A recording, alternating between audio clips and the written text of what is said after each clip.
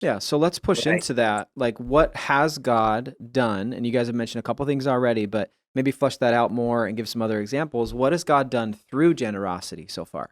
Absolutely. I think this has been probably the coolest thing, especially as I got hired and me and Nick begin to have some of these, donation, donor, advancement, development, whatever you Hmm. want to call it, kind of conversations.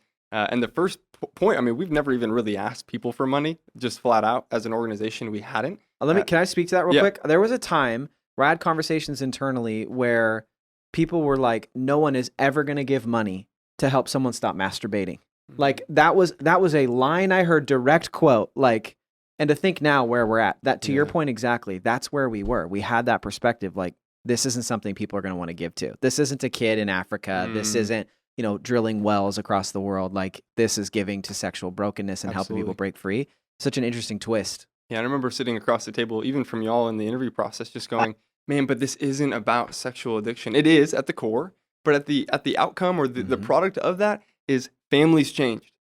It's moms and dads restored, Totally. and it's parents being able to pass that on to the next generation because I believe that generational curses are real, and all of a sudden they're passing it down. A gift of generosity. It's not just about blessing a family or a marriage, but about generations upon generations to come. Can you see it? That's the question. Can you see it? I think the people on Team 58 can. They're saying, I see what God is doing. It's not even about pure desire. I Hmm. don't think we're a ministry. I think we're a movement. I think we're supporting local churches and local missionaries with the language and the tools for sexual wholeness so they can impact the lives around them. And I think that is what makes us so unique. I've been a part of ministries where it's like, hey, look at our logo. Look what we're doing. Yeah. This isn't about us. This is about you and your friends and your family and your church and your brothers and your sisters and whatever else. This is about change in the family system. And so I think it's a beautiful gift to watch that impact. And then Yep. just tangibly, from an organization standpoint, last year, Giving Tuesday, I said, could we raise $15,000 in like a day? Mm. And it was kind of throughout the course of a month, but $15,000 came in that we would translate 12 different Pure Desire resources Yeah. in the Polish language. And I would just say this,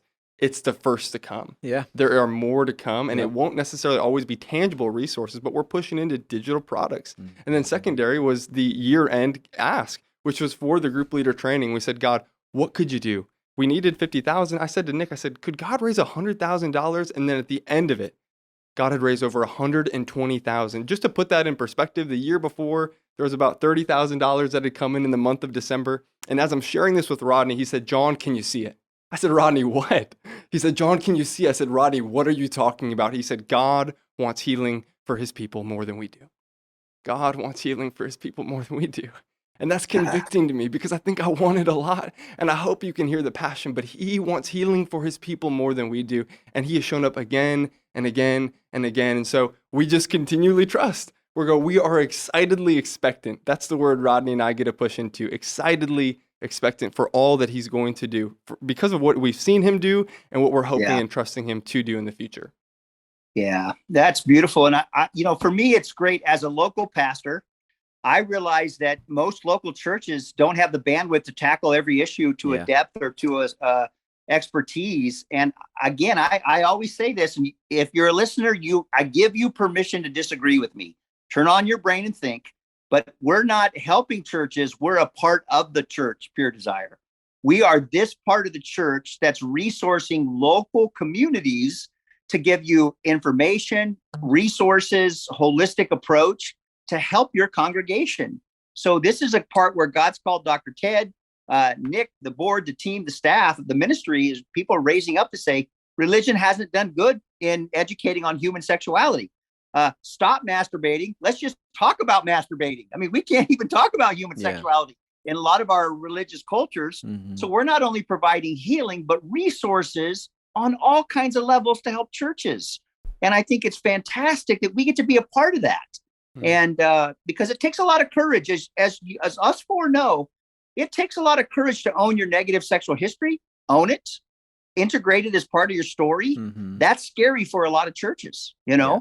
But men and women that have done that, whether they work for Pure Desire or gone through our groups, I see that they're giving back with joy, Hmm. not just embarrassment, but like, yeah, I get to be a part of helping something because I've owned my story and I'm helping my kids and grandkids and future Hmm. generations now. And to me, that's the legacy because it's the pandemic issue.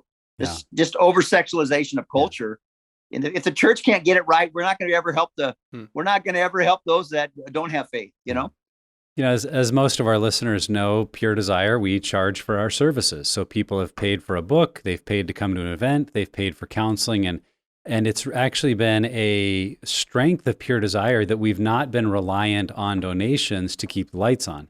And so that income we receive is what allows us to continue producing books, doing counseling, running events, keeping the lights on, paying our staff. But what that has meant is as we've grown the donation base, it's allowed us to say yes to special projects that are really moving the mission forward. And so even going back a couple of years, we mentioned Sexual Integrity 101. That happened primarily because of a large gift from a donor who said, I want to see this happen. Yeah. And then as we've mentioned, you know, the group leader training this year, the ministry in Poland, we're partnering with a film project next year. That all these are projects that in other situations or seasons of the life of Pure Desire, we would have had to say, well, we'd like to do it, we just can't afford to. Yeah. And we would have had to say no, but we've been able to start saying yes to some really exciting things. And I think we're just on the cusp of that because as donors jump in, we're not just keeping the lights on, we're advancing into these bigger areas, into bigger projects that really have an exciting possibility to impact many, many more. And so that's cool to see. Yeah. And the word that comes to mind is just scalable, because Sexual Integrity 101, we ran an event called the Pure Desire University, which turned into the Pure Desire Conference, where we went around the country and we were even around the world. We've been to other countries to talk about it. And we had so many people at every single event say, I wish my whole church could go through this. And so what the donation really enabled us to do is to scale that at large. We're now I believe wholeheartedly, even looking at the numbers, that there's at least 10,000 people who've been through Sexual Integrity 101 that would have never come to an event about pornography and sexual addiction, but maybe have gone through this course at their church. So scalability is the word, that unlocking that creates bigger impact.